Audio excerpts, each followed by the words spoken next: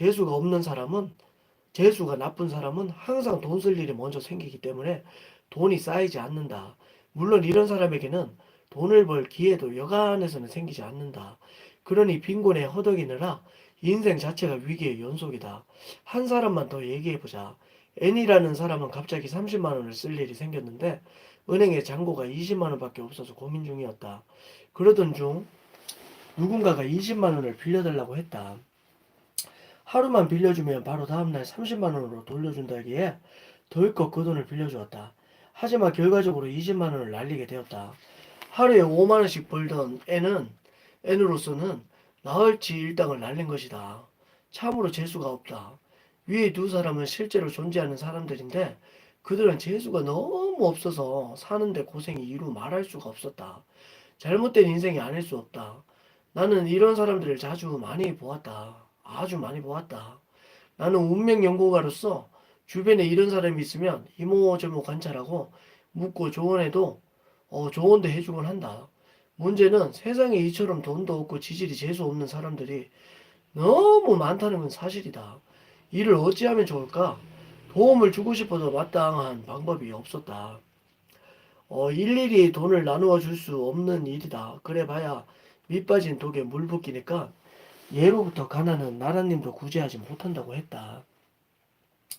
실제로 경제적인 도움은 해결책이 되지 못한다. 이들이 살 길은 오로지 한 가지다. 운명을 고치는 수밖에 없다. 나쁜 운이 이들을 그렇게 만들었다면 반대로 나쁜 운을 고쳐 원래의 자리에 다시 데려다 놓아야 한다. 이미 자포자기한 사람에 대해서는 말할 것이 없지만 자신의 상황을 극복하기 위해 노력하는 사람은 가능성이 있다. 하늘은 스스로 돕는 자를 돕는다고 했으니 이들이 빠져든 나쁜 운명과 거기에 벗어날 수 있는 운에 대해 이야기해보자.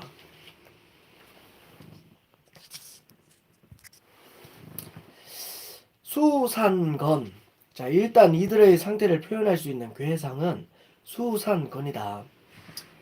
수산건은 묶여있는 상태, 다리를 저는 것, 어둠 속에서 꼼짝 못하는 것을 의미한다. 그래서 절망적인 것이다. 어쩌다 이 지경이 되었을까? 원인은 여러 가지다. 앞에서 소개한 다 원인 결과인 셈인데 원인들을 자세히 살피다 보면 예방책도 알 수 있을 것이다. 수산건은 고립을 뜻한다. 경제적인 고립을 말하는 것이 아니라 외교적인 고립을 말한다. 남과 소통하지 않는 사람은 재수가 나빠질 수밖에 없다. 오늘날 북한도 그런 상태다. 정치 얘기를 하자는 게 아니다. 개인의 운명을 놓고 봤을 때 외교적인 고립은 한 인간에게 치명적인 결과를 가져온다. 이러한 고립이 오랜 세월 쌓인다면 이런 사람에게는 절대 재물이 들어오지 않는다. 하늘이 볼 때 이런 사람은 돈을 가질 자격이 없기 때문이다. 세상은 공존을 최고의 가치로 여긴다고 앞에서 설명했다. 인간은 서로 소통해야 할 의무가 있다. 좋은 운은 전기와 같은 것이므로 소통하지 않으면 막히거나 사라지는 것이 당연하다. 나는 P와 J라는 사람을 20년 이상 관찰했다. 두 사람 모두 한때 잘나가는 사장님이었지만 세월이 갈수록 몰락의 길로 접어들었다. 나는 그들에게 100회 이상 경고를 하기도 했다.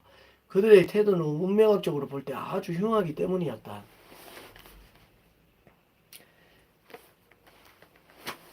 노무현님 안녕하세요. 반가워요. 좋은 아침입니다.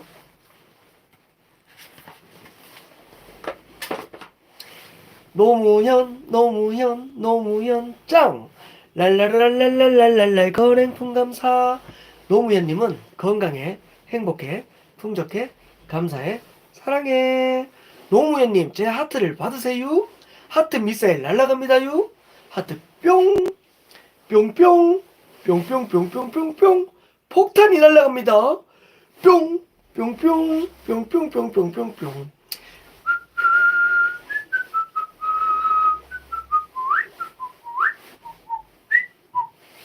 노무현님 오늘도 제 채널에 이렇게 처음으로 방문을 해주셔갖고 너무너무 고맙고 감사하고 사랑합니다. 기분 좋은 하루 보내세요. 아까 하트 폭탄 뻥 터지면서 하트가 이렇게 날라오는 거 봤죠? 이렇게 하트가 가득가득한 그런 하루를 보내세요. 아시겠죠? 사랑하고 고맙고 감사합니다.